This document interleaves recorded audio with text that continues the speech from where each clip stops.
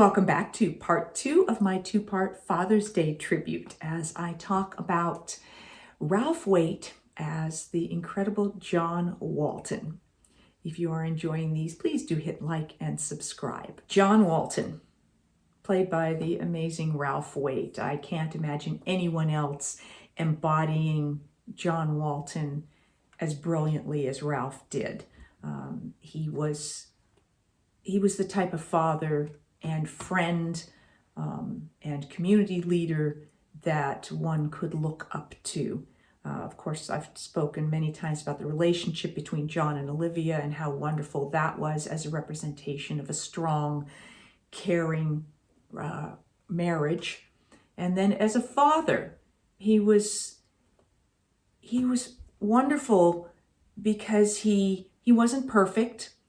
But he tried his best to support and encourage and love, but also protect and guide his children to understand right and wrong and to make good choices. In being a father to the boys, John Boy, of course, being the oldest, had a lot of responsibility in helping care for his younger brothers and sisters.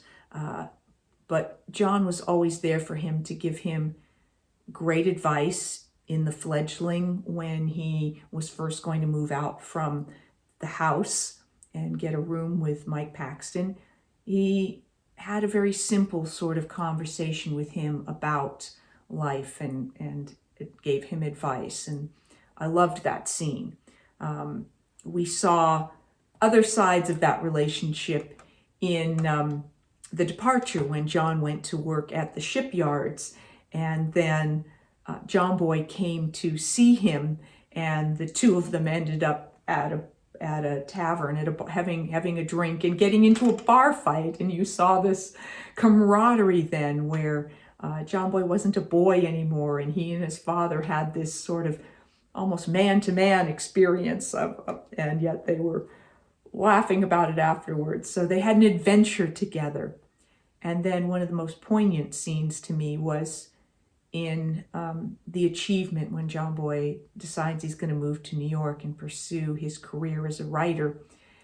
And the final scene where John Boy is, in a sense, saying goodbye to Grandpa and Olivia and John, and it's just so touching when John has that final moment with him and knows that he is sending his son off into the world. And as a parent, I understand that moment where you need to let him leave the nest, and it was just so touching. I can't watch that. I can't even talk about it, obviously, without being emotional about it, even though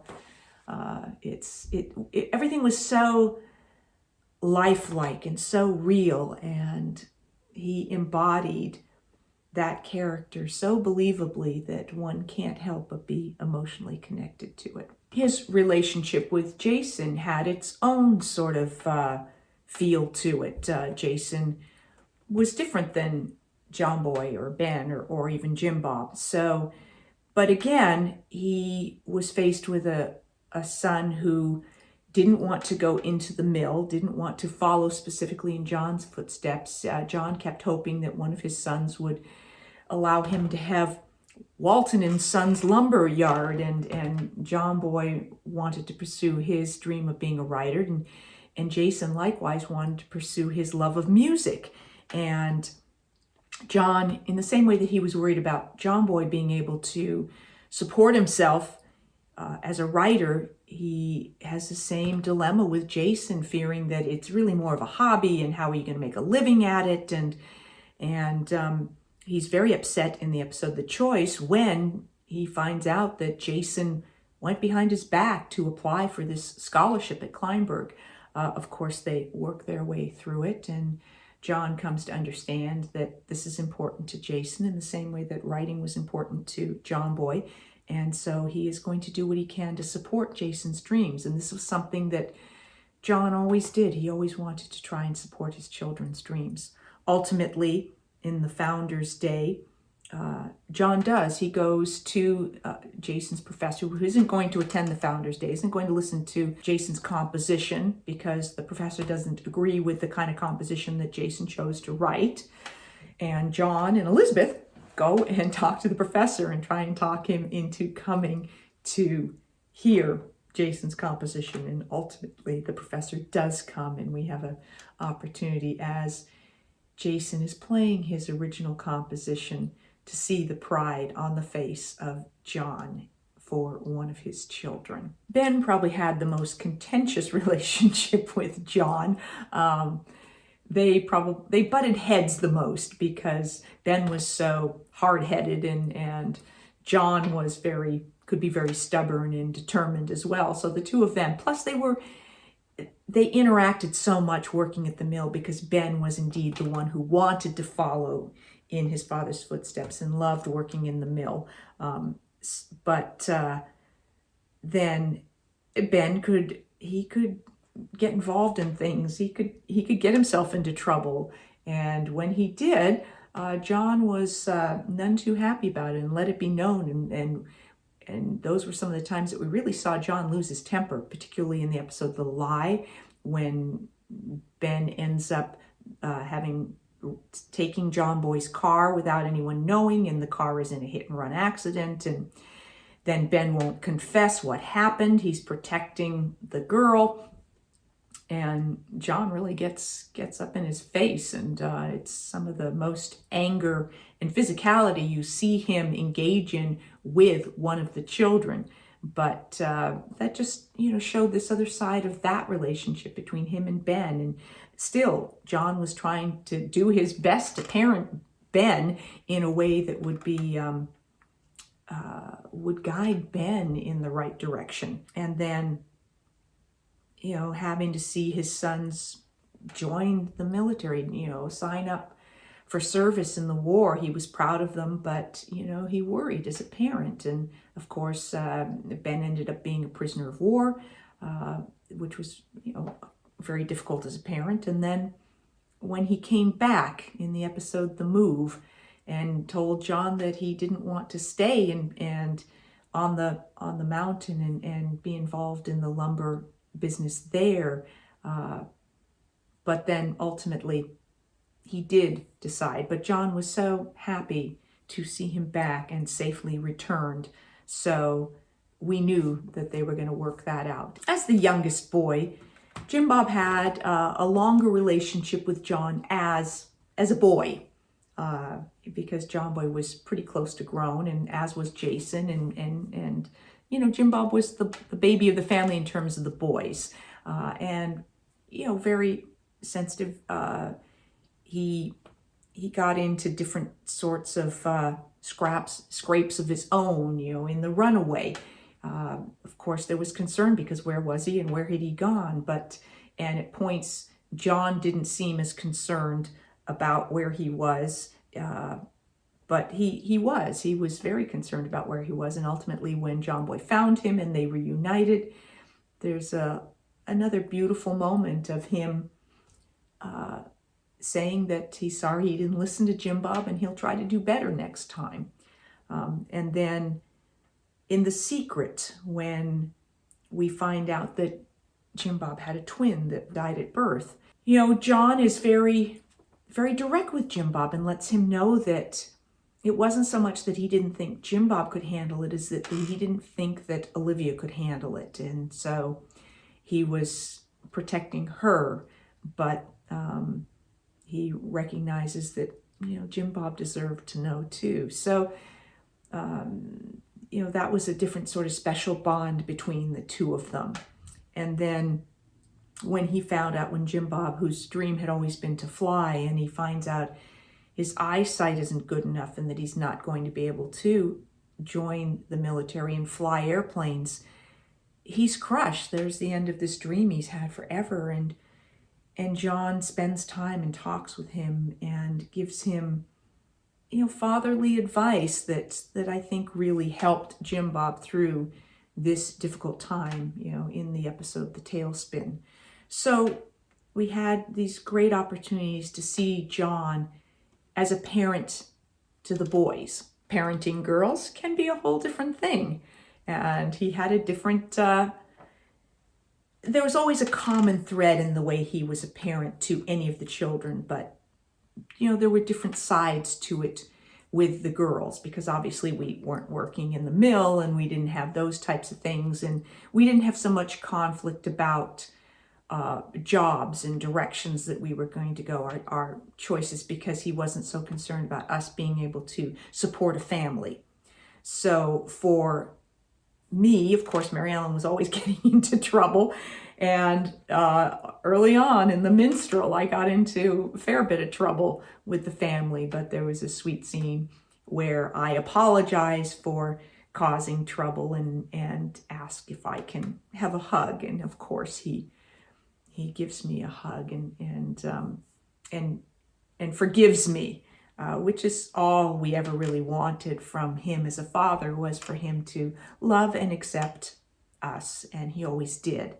Then you see, as I'm growing up, in the episode The Nurse, where I have my first sort of real grown-up experience there in caring for the mom out in the backwoods who is basically dying, and Daddy comes out there to see how I'm doing, and he gets to see this other side of me and how much I'm growing up and learning, and an opportunity to be really proud of me on a different level. And he really did see that side of Mary Ellen, and I thought it was one of the first really sort of grown-up scenes between the two of the characters, and one of my favorites between me and Ralph. And then he was there throughout the wedding and, dealt with all of that. I'm going to marry David. I'm not going to marry David. I'm going to marry Kurt. But, just sort of never dictated.